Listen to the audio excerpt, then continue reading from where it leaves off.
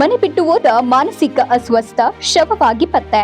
ಇದು ಸೋಮವಾರ 8 ಗಂಟೆಗೆ ನಡೆದ ಘಟನೆ. ಚಳ್ಳಕೆರೆ ನಗರದ ಗಾಂಧಿನಗರದ ನಿವಾಸಿ ಎಂದು ಗುರುತಿಸಲಾಗಿದೆ. ಈ ವ್ಯಕ್ತಿ ಮಾನಸಿಕ ಖಿನ್ನತೆಗೆ ಒಳಗಾಗಿ ಪದೇ ಪದೇ ಮನೆ ಬಿಟ್ಟು ಹೋಗುತ್ತಿದ್ದ.